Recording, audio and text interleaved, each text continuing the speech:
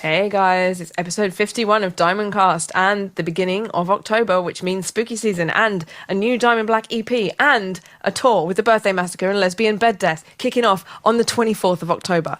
But first, episode 51 of Diamond Cast. And thanks very much for the questions from everyone on the Discord, because today we're going to be talking about scary films and zombie apocalypses. Let's get stuck in.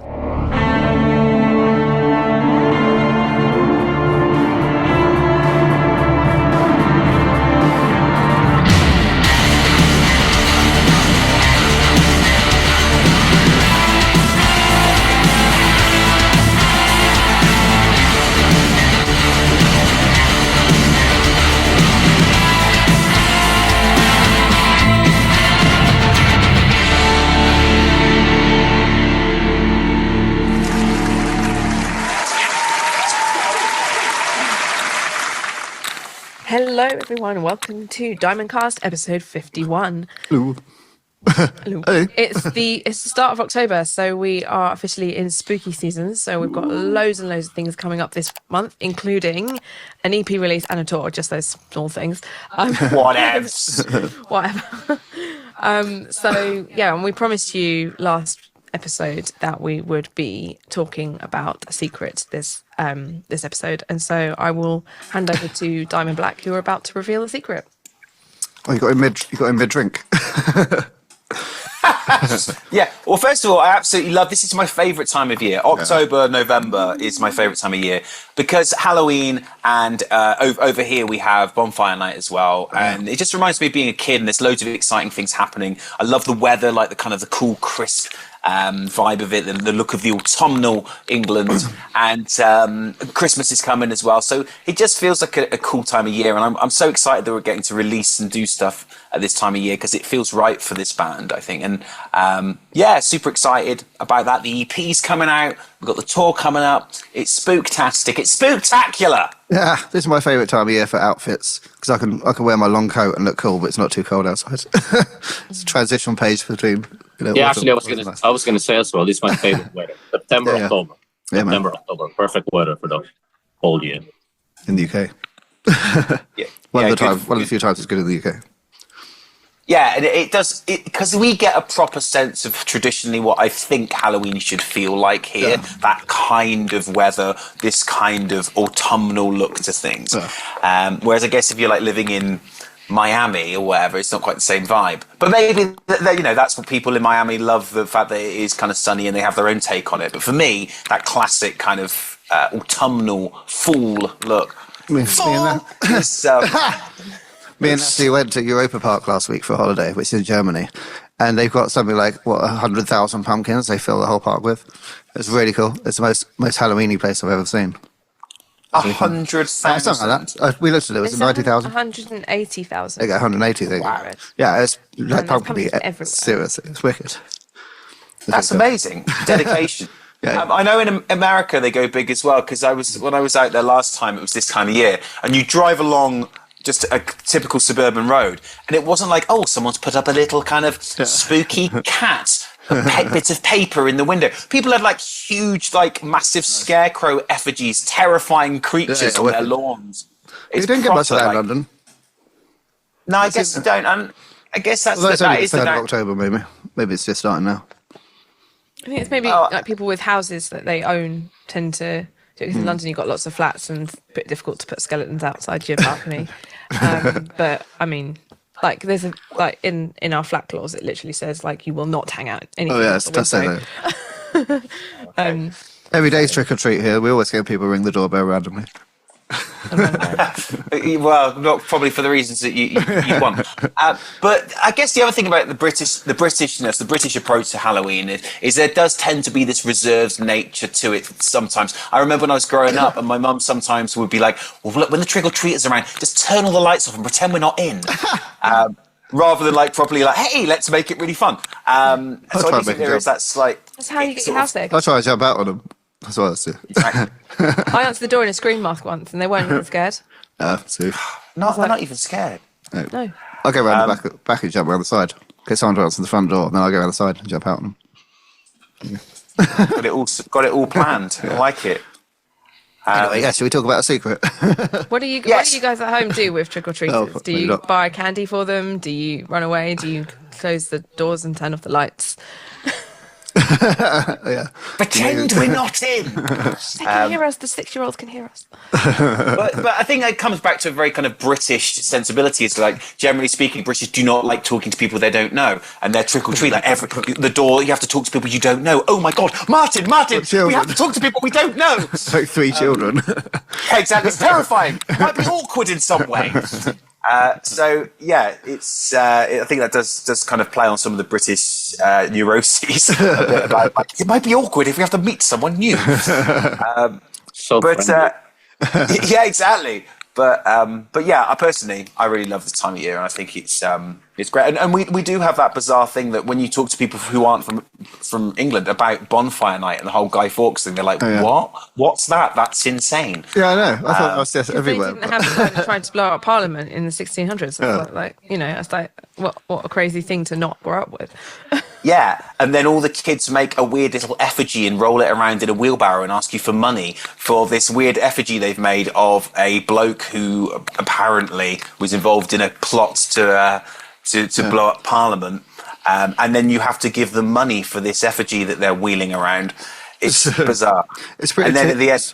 Sorry, it's really crazy where I've come from because there's like 7 different bonfire societies. It's like the biggest time of the year. And so they have 7 different events because they all go around to each other's. So and then I think on the 5th, it's just like the big party. There's like bonfire events for this entire month. Because it's 7 weekends, isn't it? Yeah, it's 7 separate big bonfires. Yeah, so like every year that a different one does it on the actual 5th, and then they have to do it. But they all do all of them, and then one of them gets the 5th. It's quite fun. So it's a very explosive time of year. Very good. Very good.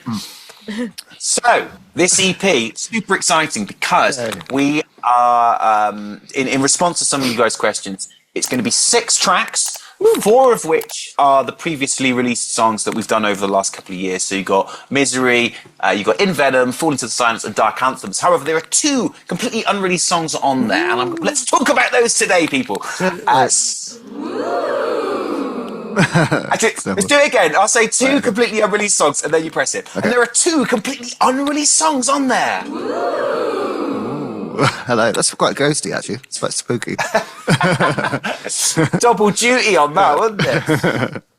So cool. the first track we've got is called A Secret, and this is a quite emotional, kind of power ballad sort of song. It's in an interesting time signature because it's in 3/4, which is the kind of waltz feeling, which is like 1 2 3 1 2 3 1 2 3 1 2 3, which is another quite popular time signature that bands and will often use. And there are many, many very, very famous songs that use this time signature that you may not have noticed, but then when you realize, oh, this is kind of a waltz, like huge songs that use this kind of time signature. So it's got a very epic feel, and it's actually a song that we had partially done for a while, and then when we had the opportunity of the EP coming up, we thought, well, let's get that finished, let's get that on the EP. It's a great tune, and it will add a different sort of flavour to the release.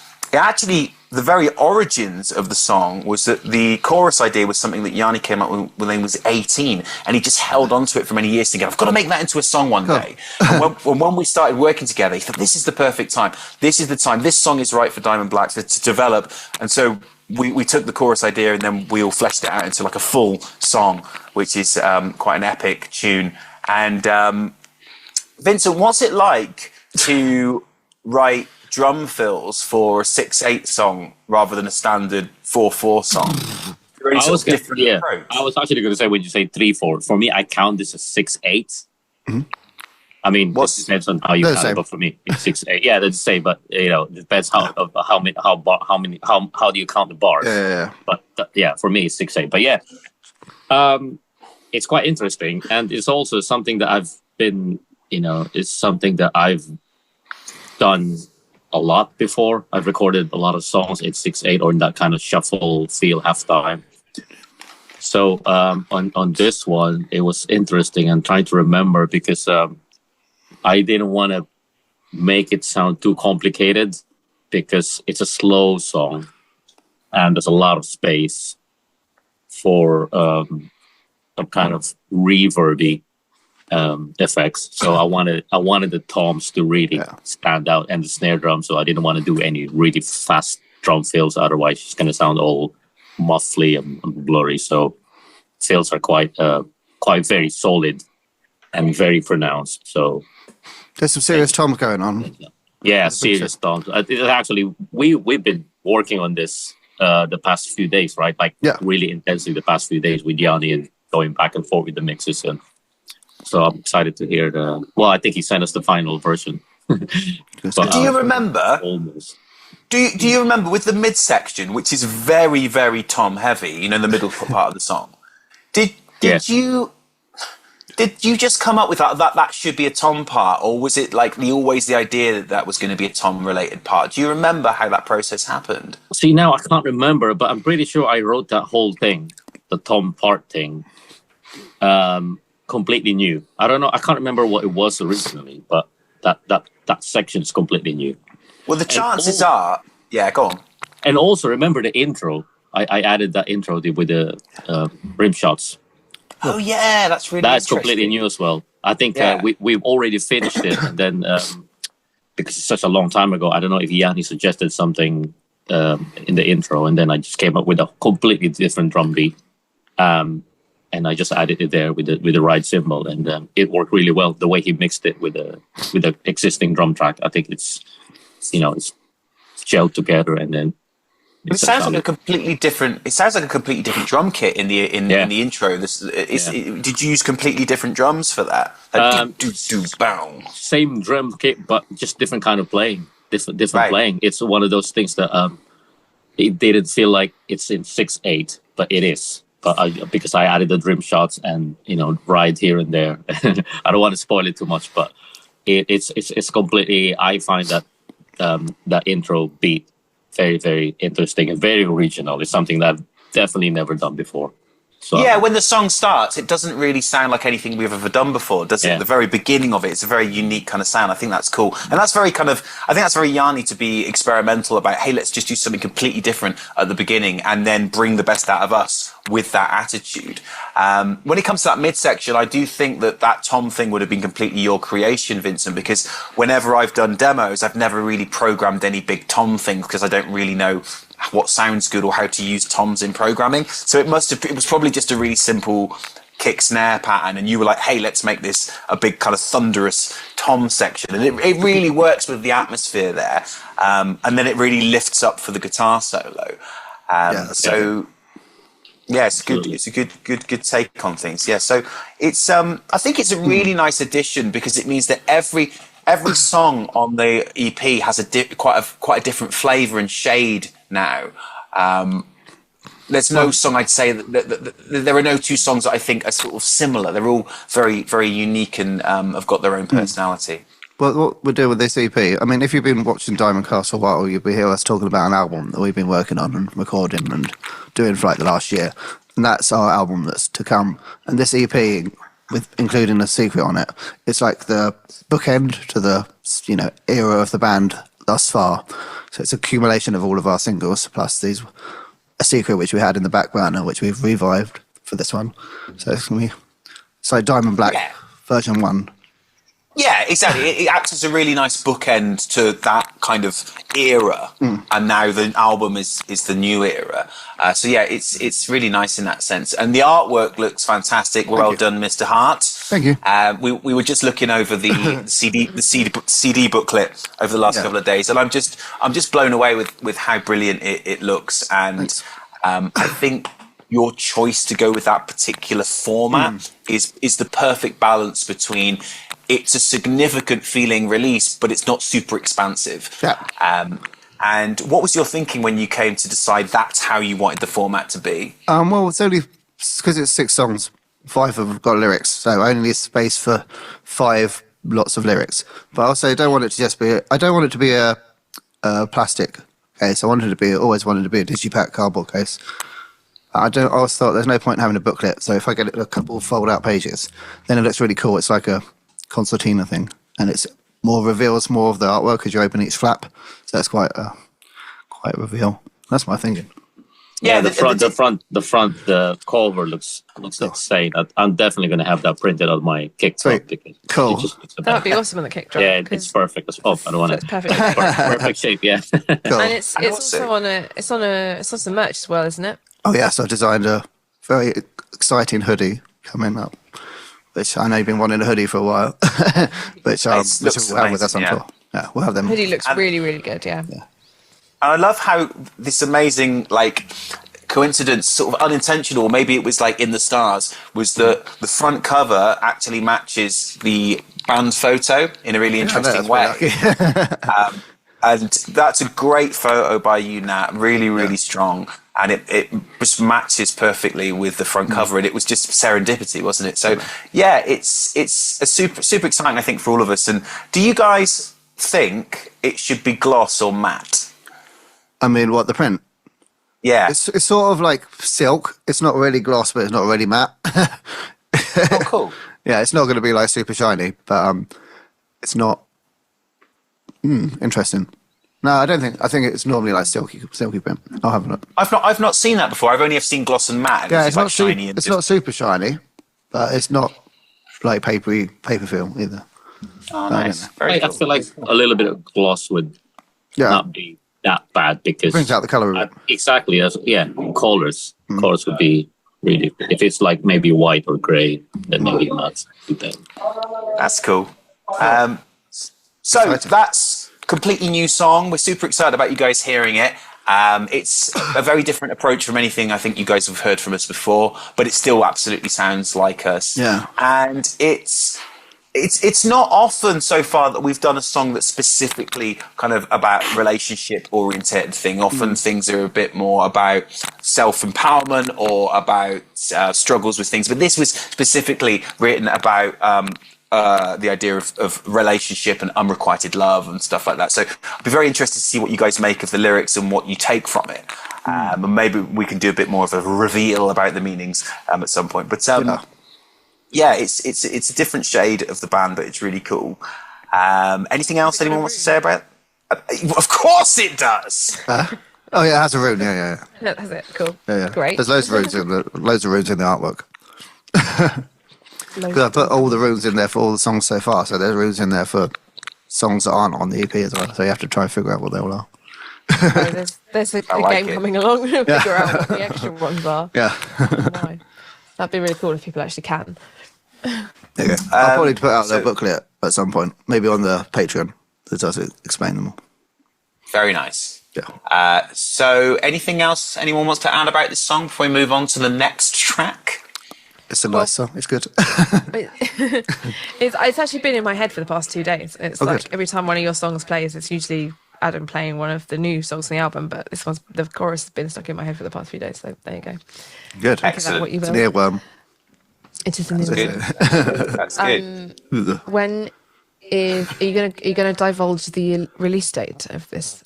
Yes, so what we're looking at is October the 22nd, okay, which is when... What we're looking at is October the 22nd, which is a Wednesday. I think you're leading me in again. I'll do it again. This is the real one. We're looking at October the 22nd.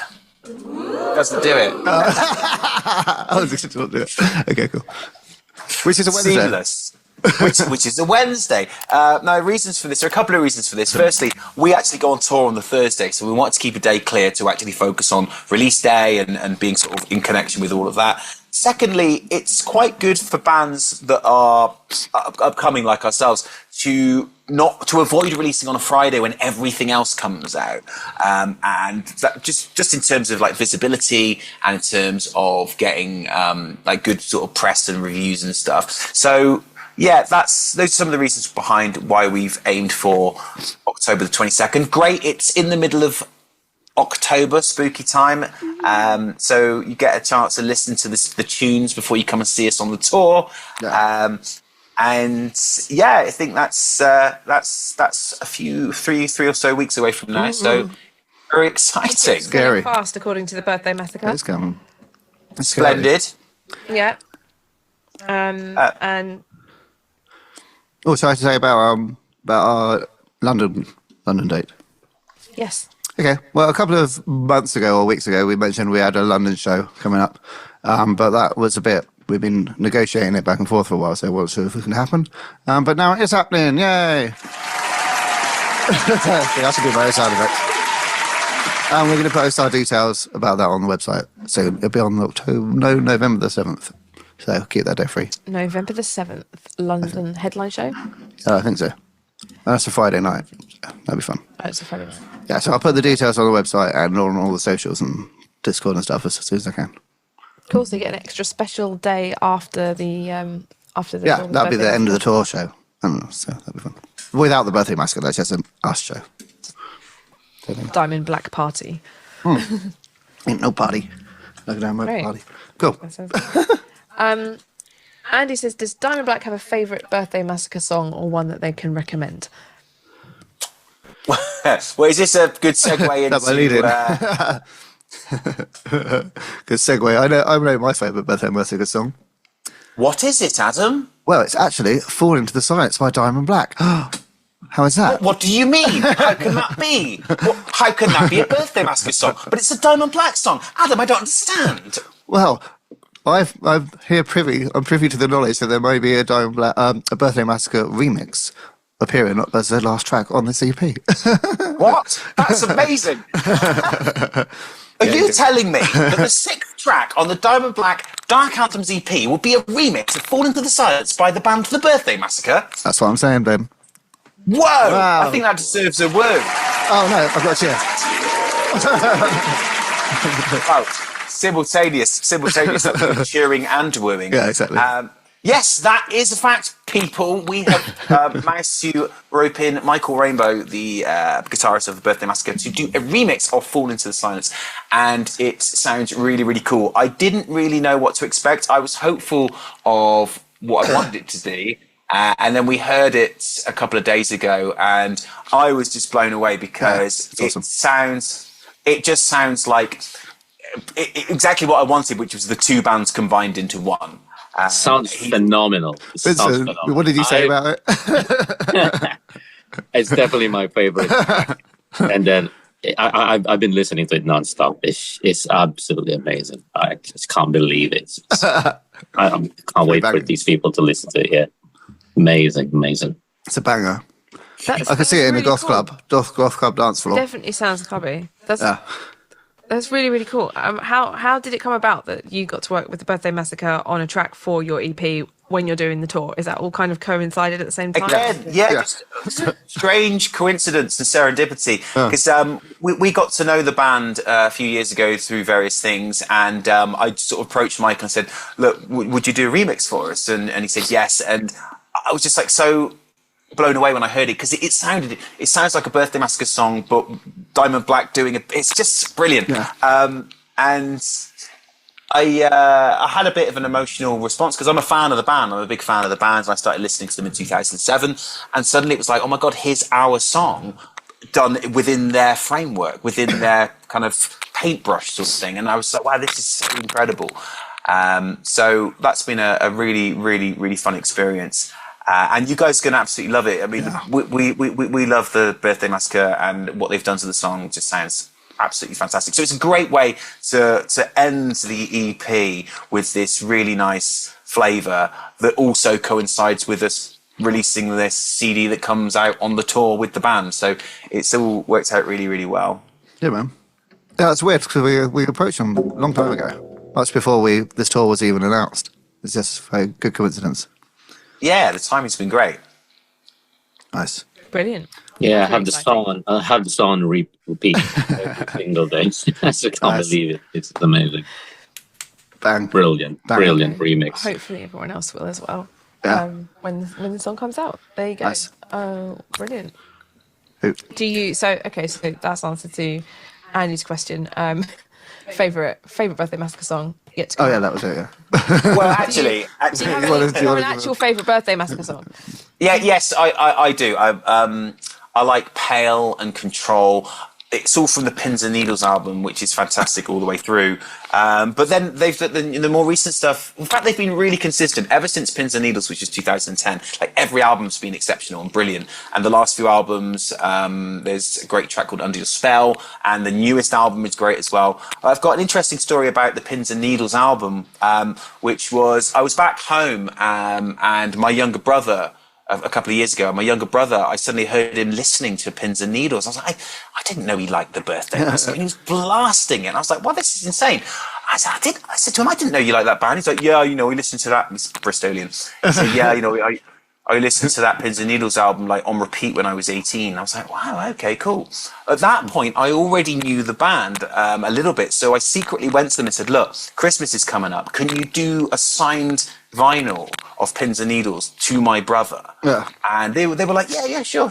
And so they sent over this signed vinyl, plus like loads of crazy extra stuff, like props from the videos from the time and like stickers and badges and everything. And so my brother had no idea. He still doesn't really have any idea about like anything I've really done. He just plays guitar. And so Christmas comes and I give him this gift and he's opening it and he just looks at it and he's like, I don't understand what this is.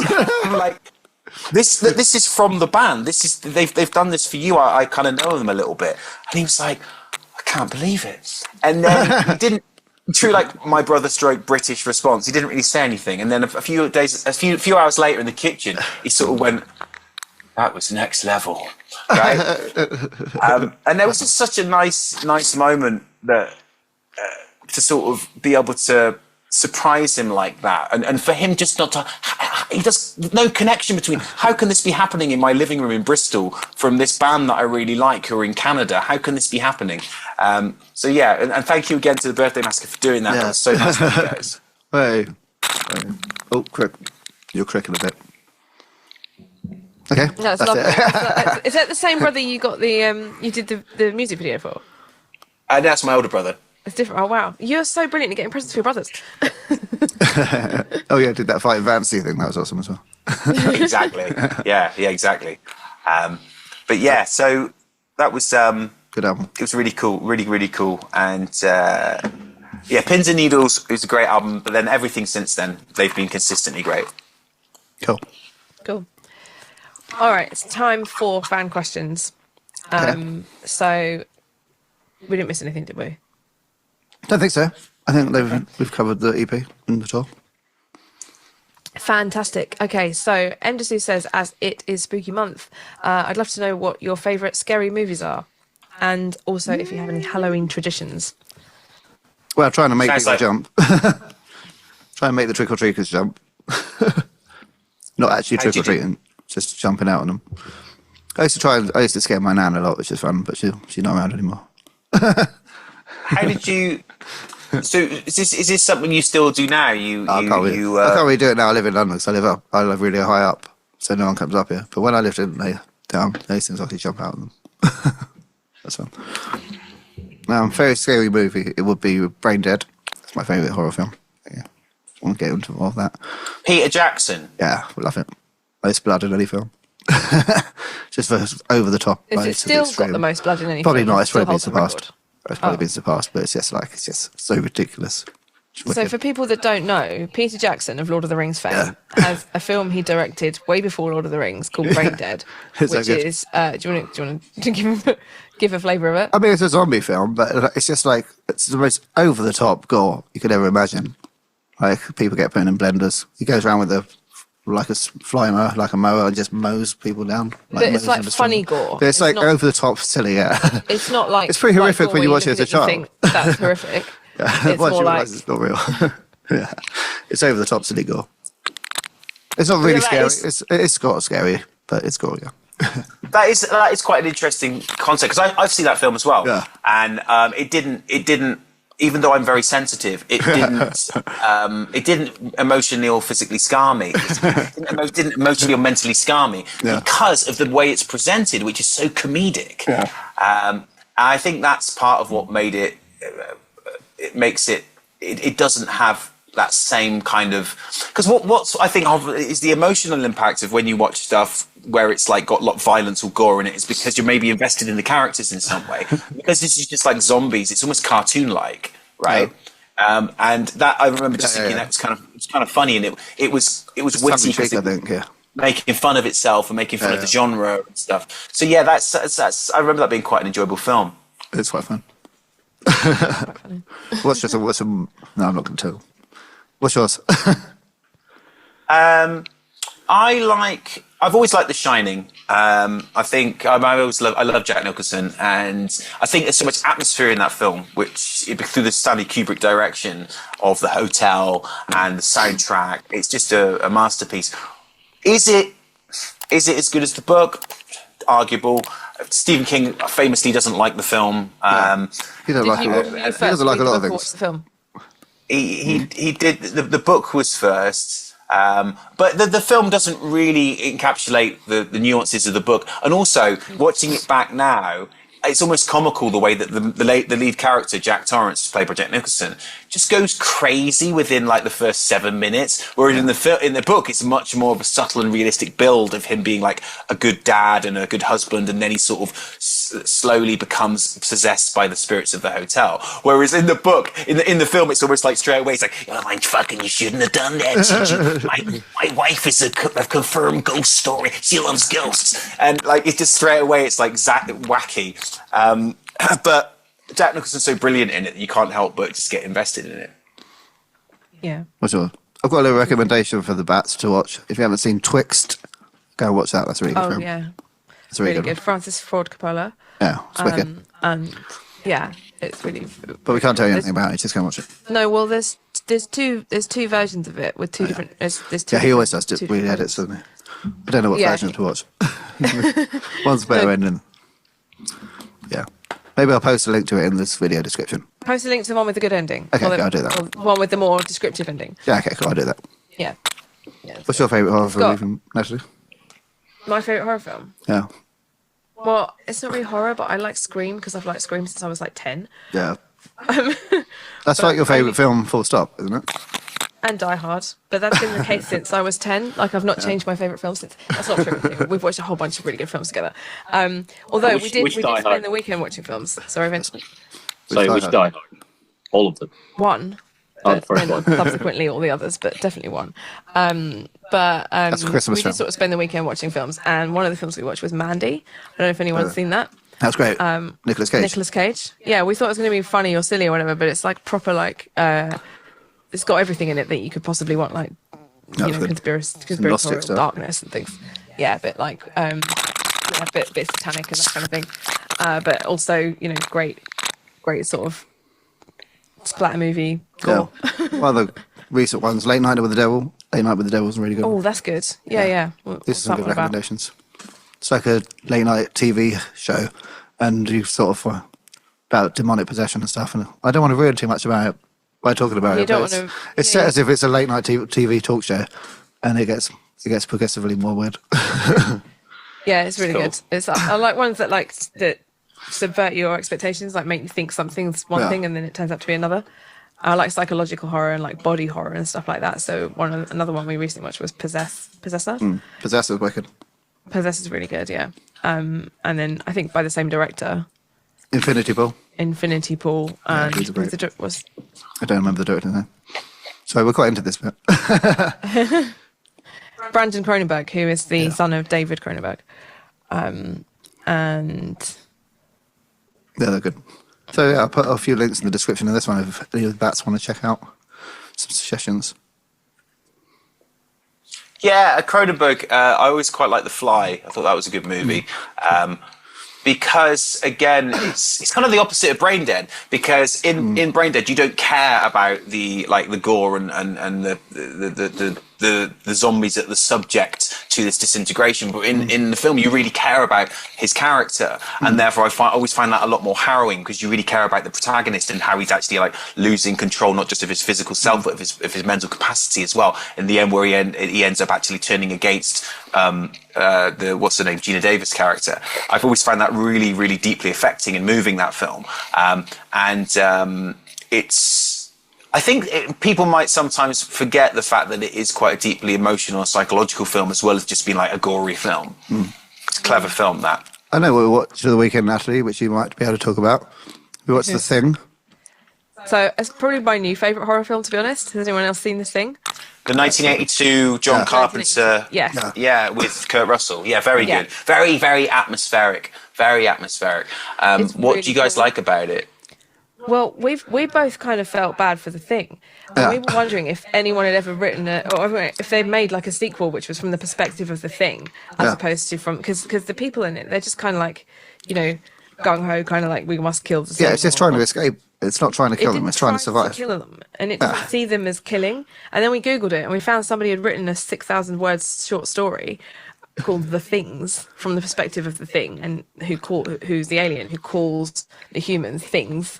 Nice. So it's like it's from its perspective, and it basically talks about like how I'm giving away the story if you haven't seen it, but you should watch. It tells you what's happening straight away. But it gives you a really new perspective on it, and it makes you feel really like it's a really brilliant alien concept. Because the alien is an amalgamation of things, and he doesn't understand the creatures that aren't a hive mind or a hive. Yeah, and because it can split itself into, like, even a tiny particle of it is still part of its consciousness, but it can exist in parts, but it's weaker in parts.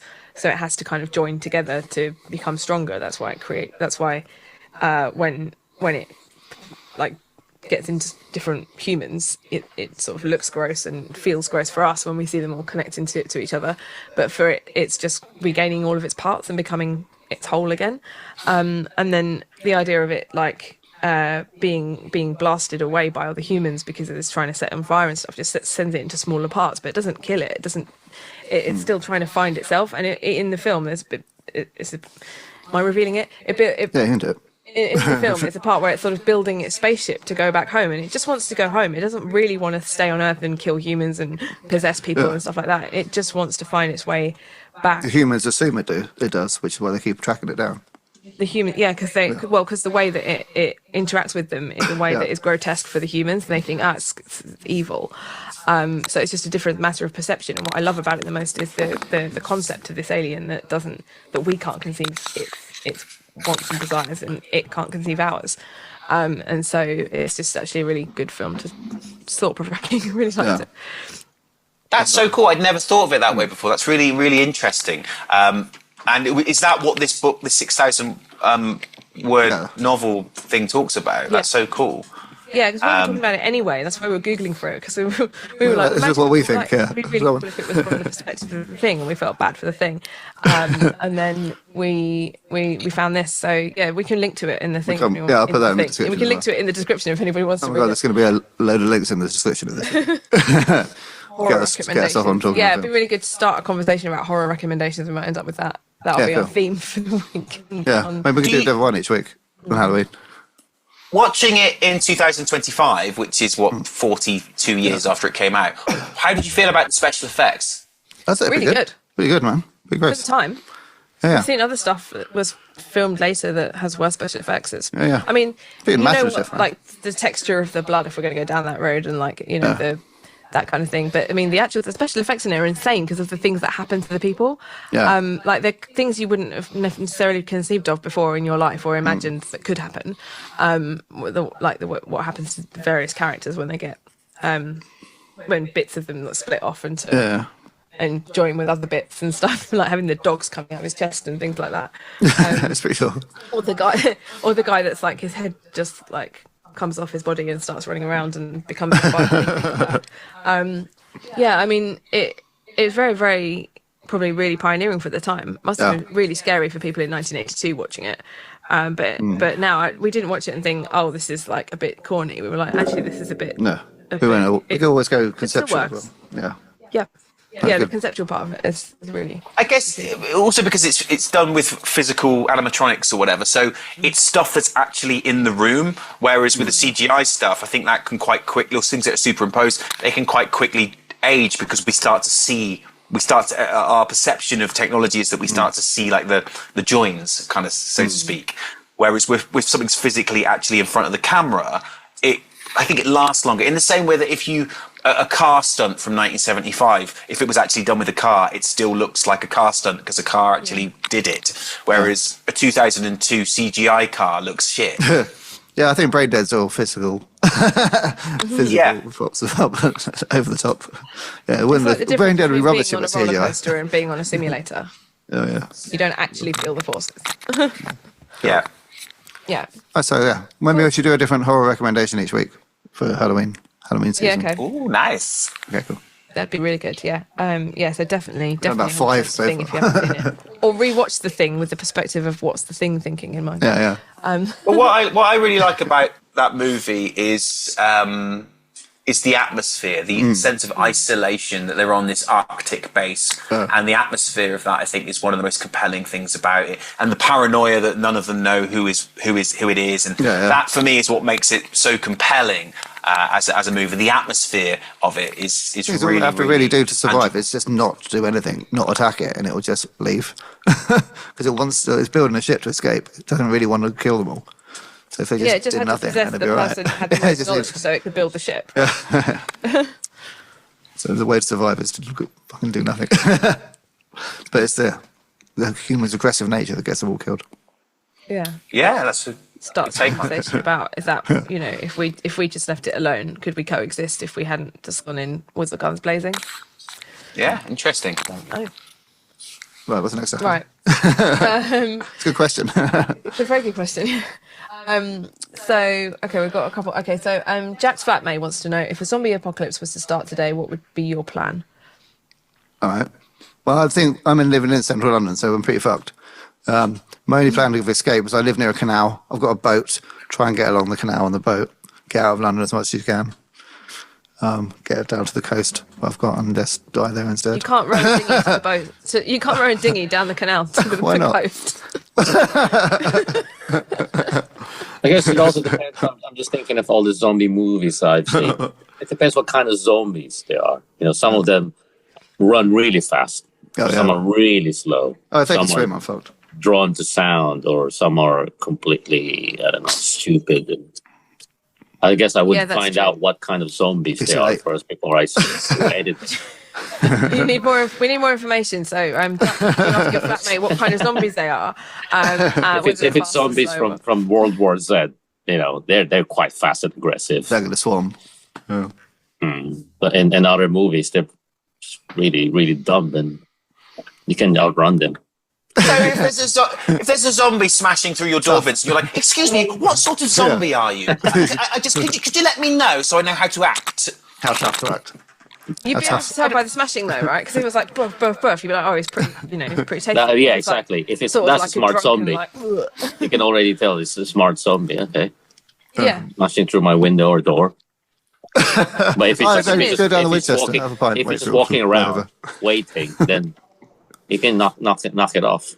Just one punch in the head. Boom. Go for the headshot. I probably would actually do. I would actually do Shaun of the Dead version. That's what I do. It would be like, that's what I would do. Wait in the Winchester till this all blows over. Yeah, that's what I do.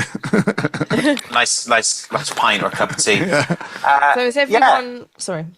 What's Ben's one? How's Ben going? You got to cover those arms up, mate. They look like you're going to get bitten on the. Can't show that much. That's true. I'll have to put my one long sleeve t-shirt on, which goes to about there. If they won't bite you on the shoulder.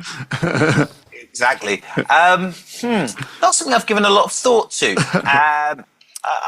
For some reason, I've got an image of just like zip lining off the top of the building to somewhere else, but I don't know where the zip line goes, and I probably need to set it up first, wouldn't I? That's the plan, just to zip wire off the top of the building. Find a building with a zip wire. Yeah, and then to a big crowd of zombies. Into zombies, It's my underground bunker that's got loads of crunchy nut cornflakes in it. So the top of a building is really not the right place to be if you want to go to an underground bunker. I mean, just saying. It goes down. It's just very dramatic going from high to low into the underground bunker with the crunchy nut cornflakes. And what's the best place to hide? I think the supermarket is the best place to hide zombie corpses. Yeah, because they don't eat food. I can barricade the entrances and exit, and then you can just stay there until the underground station. It's a great idea. London Underground. Well, it's not they can't get underground. They're not bombs. No, you block the doors down the underground. There's no food. Vincent's supermarket it's is got- brilliant because you can. Yeah. Yeah, One little you house. got everything. You Frozen. don't have to eat each other. Like, we assume there's a small crowd of humans that have got there, then you've got plenty. In fact, actually, I'd go so far, Vincent, as to say a Costco, although there's more excess block. Costco. Yeah, because you can't get in there without the card. You just keep the security out the front and be like, have you got a card? No, and then send chicken. That's a good idea. I suppose if you went to some little island, so you got like a really right now. Let's sort it out now. Let's get a big Sainsbury's delivery to some little island, and then zombies can't swim. Can zombies swim? I don't know. Depends. That's why I see my boat idea falls apart if they can swim in the water.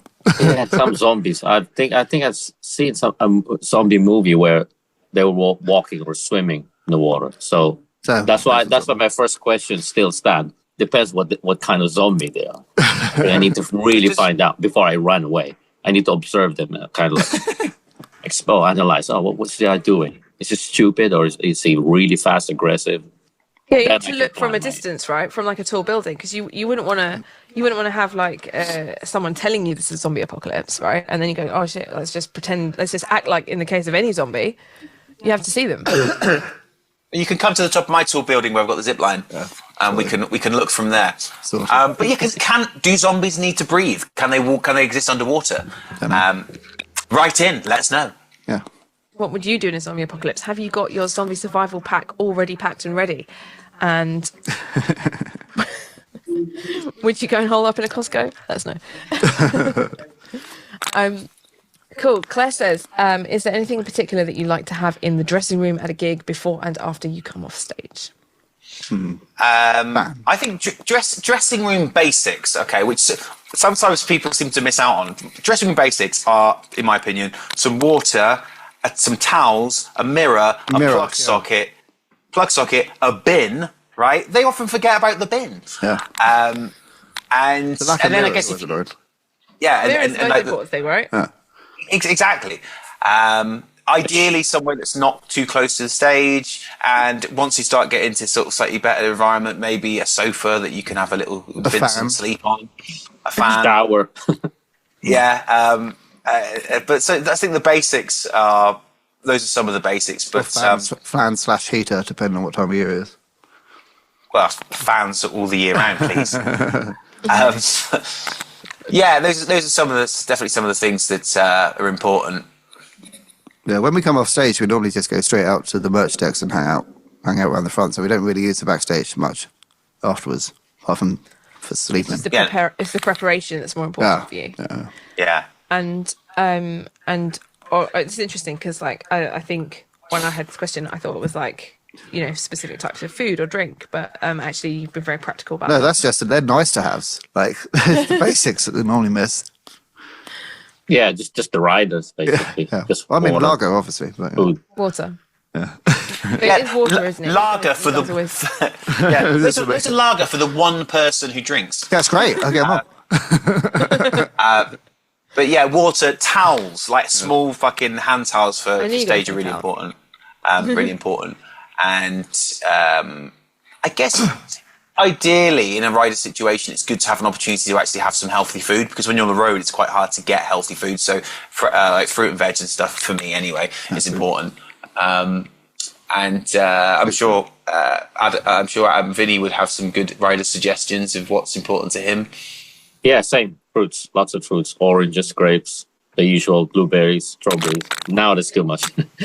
But those would be good, you know.